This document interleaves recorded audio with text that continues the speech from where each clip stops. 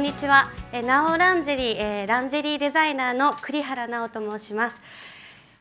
かなり温まってますか、この会場。大丈夫ですか？私緊張しすぎてかなり自分が今ホッとなってるんで、ちょっと飛ばないように頑張りたいなと思ってます。実は第1回目の時に私観客として座って見てました。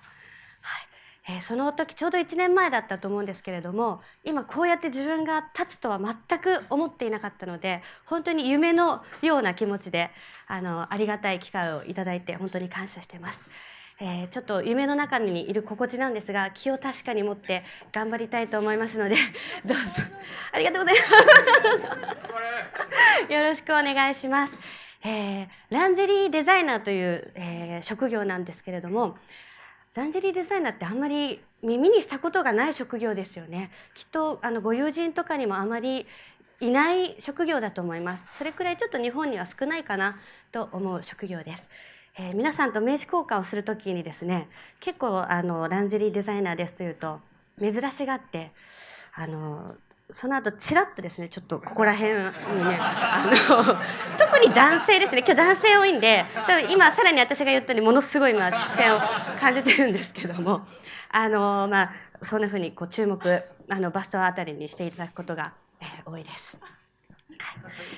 人は見た目が8割という言葉があるように、本当に人は見た目で判断されることがとっても多いと思います。それに比例するようにですね、下着もおっぱいを大きく見せるものとか、スタイルをよく見せるものとか、そういうものが圧倒的に多く販売されています。男性の場合は、もしかしたらこう蒸れないとか、何回使っても大丈夫とか、そういった機能性にね、重きを置いたものが多いのかなと思っております。はいで、ちょっと皆さんに問いかけたいことは、皆さんにとって下着ってどんなものか考えたことありますか？ないです。あるわけないですよね。ね、なんだろう。多分、日々つける本当に日常の習慣としての下着でしかない男性の場合はもしかしたら、ね、そういうことが多いかもしれません。女性の場合だったら、ちょっとテンションを上げてくれるもの、そんなものかもしれません。私の場合はおっぱいを大きく見せてくれるものではなくて、自分の自尊心を満たしてくれて心を守ってくれるプロテクター、そういった存在でした。今日はそんなお話をさせていただきたいと思います。皆さんは人の言葉に傷ついたことってありませんか？ありますよね。きっとたくさんあると思います。すごく嫌な思い、人の言葉によってしてると思います。私も同じように、たくさん経験しているので、そのいくつかを、思い出深いいくつかを紹介させていただきたいと思います。まず幼少時代、親にこんなことを言われました。お前みたいな不愛想な女は可愛くないから二度と顔を見たくないと言われたことがあります。確かに私すごい不愛想だったんです、親に対して。ちょっと多分二重人格だと思うんですけど、私外ではすごくこうやって元気で強いところがあるんですけど、家だと一切喋らないで机の下にこうやってずっと隠れてるような子供でした。今でも実は家に帰るとほとんど言葉を発しないタイプです。なぜかというと、うちの家はちょっと古いタイプで、女の子のことをあんまり尊重してくれないお家でした。なんていうかな、やっぱり長男第一主義、ちょっと古い家系だったので。で、なんか女の子として生まれてきたことをなんか否定されてるような、なんで女を産んだんだってお母さんを責めてるような、そんな風潮があって、なんかいつも否定されてるような気持ちでした。学校から帰ってきた時も、なんか3分ぐらい玄関の前で深呼吸をして、やっと勇気を出して家に入るみたいな子供時代でした。だからなんとなくいつも否定されてるような、女の子として生まれてきちゃいけなかったような、そんななんか自信のない感覚を持っていました。ところが中学生になった時に、運命の下着に出会います。中学生の時なのでそんなにいい下着ではないんですけれども、可愛らしい下着を身につけて自分を鏡の中に見ました。その時に本当に衝撃が走って、なんか私ってすごい綺麗だなっていう、これね本当見せたいんですけど本当綺麗だなっていう衝撃を受けたんですね、自分を。その時初めて自尊心を満たされた、そういう感覚を感じることができました。それから下着が大好きになって、親に否定されようとも、なんか自信を持って過ごすことができました。ちょっと余談になるんですけれども、私が中学生時代ってヤマンバゲールが流行ってたんですね。その世代なんですけど、私ヤマンバが一番イケてると思ってヤマンバにすごい憧れてて、ヤマンバになりたかったんです。だからヤマンバってガングロで白いねメッシュでちょっと日焼けサロンに行って黒くはしてみたんですけど、すごく厳しい学校に通っていたのでそこまでしかできませんでした。なんかそんな自分に対してダサいなとか垢抜けてないイケてないっていうなんかもどかしい中学生ならではの感覚をそういう感じていて、で親からはなんとなく否定されて自分でも自分を肯定できないみたいな時に下着に出会ったんです。だから本当に流行に乗れなくても親に否定されてもなんかどんな時も私は自分の心を下着に満たしてもらえる、私の力強い味方に下着がなってくれました。そんな私の自信のある下着姿ちょっと見たいなって思う方いらっしゃいませんか？じゃあちょっと今日はちょっとサービスでとか言ってこれちょっとやりすぎなんでちょっとお写真を用意しました。去年母親になおちゃんってなおランジェリーすごい似合うよねって言われたんですよ。当たり前ですね、自分で作ってるんですごい似合うんですけど友人の勧めもあって去年下着姿の自分をちょっと撮ってみました。でもこれを本当に見せるつもりがなかったので恥ずかしいんですけど今回この「口伝」という舞台を用意していただいたので本当恥を忍んで5秒だけ見ていただきたいと思います。じゃあどうぞ。恥ずかしいなはい終わりです。はいこんなことをですね自分で中学生の頃から、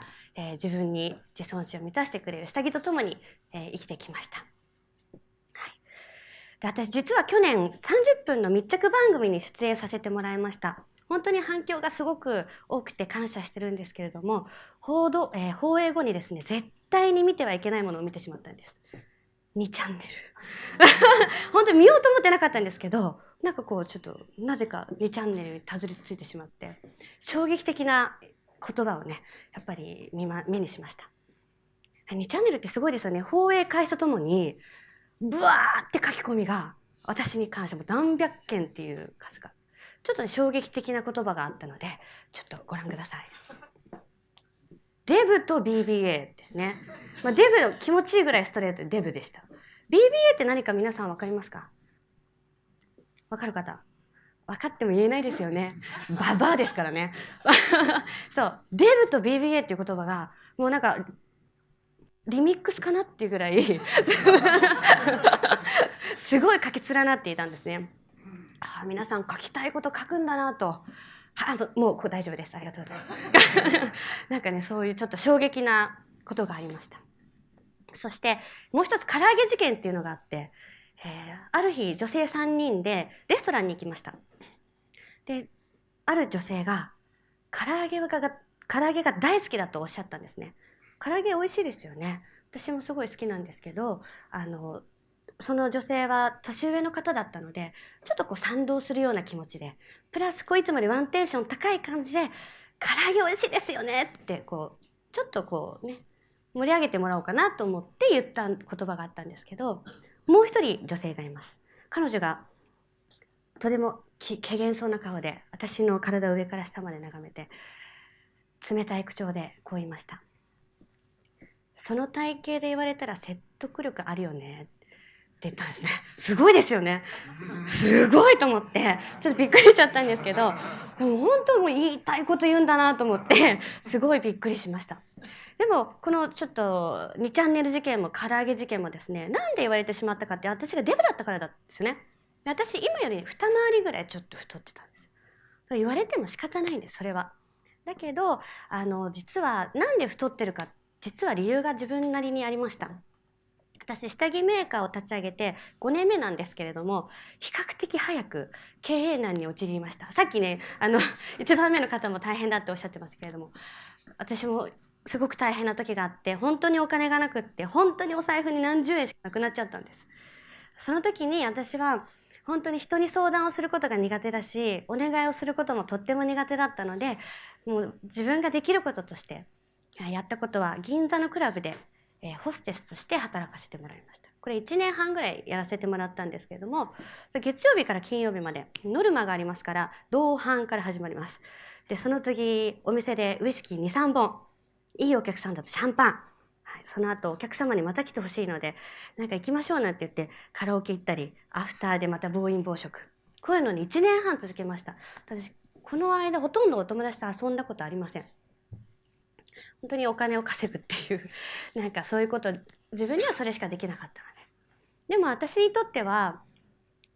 一生懸命立ち上げたブランドを続けること、これが一番大事なことでした。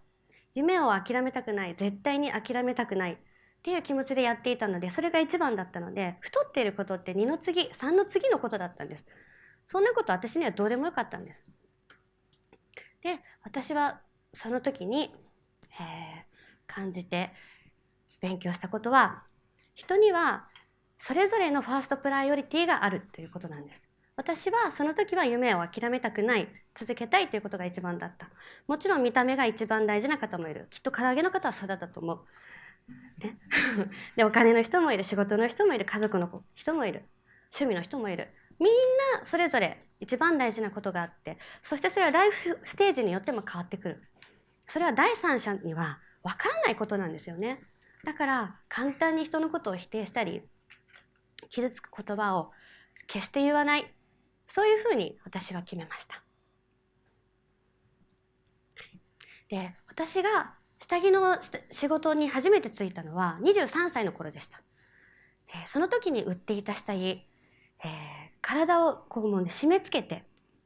理想の形に見せるという、かなり女性にとって負担をかける下着だったんですね。で、私が感じていた自尊心、これを根底から覆すような下着だったんです。で、私はとても疑問を持ちました。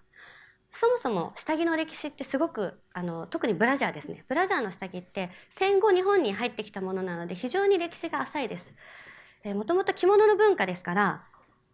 むしろ潰しますよね、日本人って。着物着るとき。だから大きく見せようなんて文化は、戦前はこれっぽっちもなかったんです。それが戦後、西洋の洋装が入ってきて、西洋人のように洋服を着るための下着っていうのが、日本で独自に発展してきました。なので、パッドがこんな厚かったりして、ね、こう、つけて、ブラジャーつけてない時とつけている時の差ってすごい激しいですよね。それくらい、ブラジャーって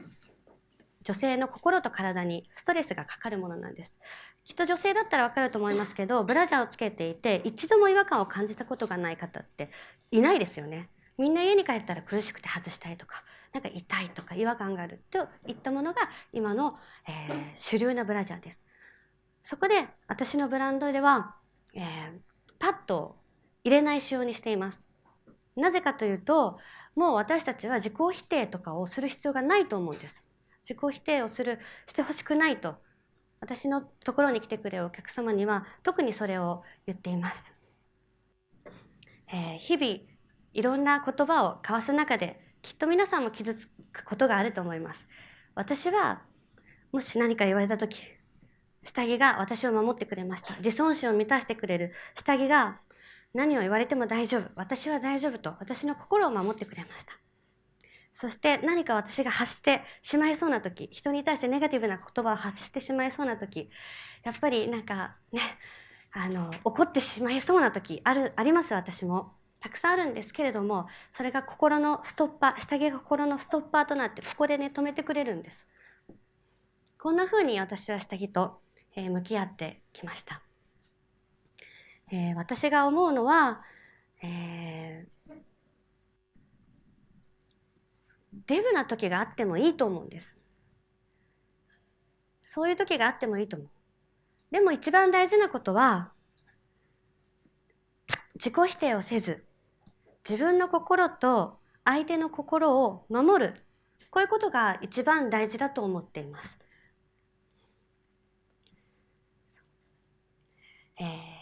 ここでもう一度、皆さんに、下着って皆さんにとってどんなものかなって考えてもらえると嬉しいんですけれども、例えば自信を持たせてくれるアイテム。例えば、コンプレックスをなくしてくれるアイテム。みんなそれぞれあると思います。私にとっては自尊心を満たしてくれる。心を守ってくれるもの。こんな風に皆さんにも、ただ下着は機能が大事とか、機能性っていうことだけじゃなくて、何かこう心に灯火が、ね、こう光ができるような、なんかあったかい新しい価値観を下着に見出していただけたら、ランジェリーデザイナーとしてすごく嬉しいなと思います。男性だったら、なんだろう。例えば、大事な女性が目の前にいたとき、なんかこういうときに、この人を傷つけないために、なんかこう、傷つけてしまいそうなときがあったら、なんかこう下着がね、なんかストッパーになってなんかこう思いやりを持って接してもらったら、なんか本当にすごく、なんかもう冗談じゃなくて、私は本当にこれが一番嬉しいと思います。今日は15分という本当に皆さんの貴重な時間を私にいただきましてありがとうございました。なおちゃん